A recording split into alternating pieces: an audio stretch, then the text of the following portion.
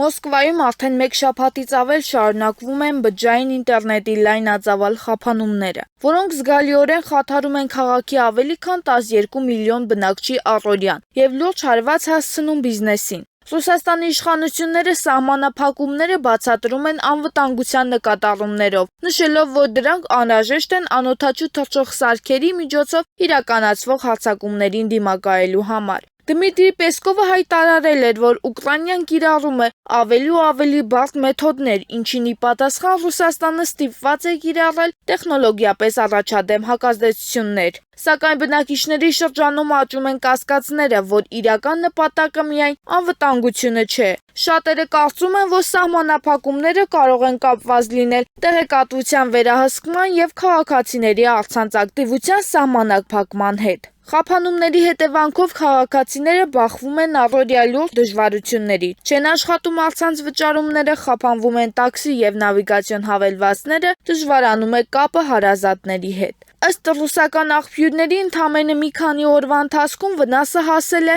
3-ից 5 միլիարդ ռուբլու։ Բազմաթիվ ծառայություններ ստիպված անցել են կանխիկ վճարումների, քանի որ քարտային համակարգերը չեն աշխատում առանց բջջային ինտերնետի։ Մասնագետներն ու ակտիվիստները նշում են, որ խափանումների ընթացքում գործարկվում է սպիտակ ցուցակի համակարգը, երբ հասանելի են միայն կառավարության կողմից թույլատրված կայքերը։ Միաժամանակ իշխանությունները խթանում են տեղական թվային հարթակների օգտագործումը, այդ թվում MAX հավելվածը, որը ստեղծվել է Vkontakte ընկերության կողմից։ Քննադատները մտավախություն ունեն, որ այն կարող է օգտագործվել վերահսկողության նպատակներով։ Ռուսաստանում ամենատարածված հաղորդագրությունների հավելվածը Telegram-ը, ինչպես նաև WhatsApp-ը նույնպես մուտքի խնդիրներ են ունեցել։ ՌԴ կառավարությունը վերջին տարիներին աստիճանաբար խստացնում է ինտերնետի վերահսկողությունը, սահմանափակելով արևմտյան հարթակները և զարգացնելով տեղական այլընտրանքները։ Փետրվարի 20-ին Վլադիմիր Պուտինը ստորագրել է օրենք, որով հեռահաղորդակցության օպերատորները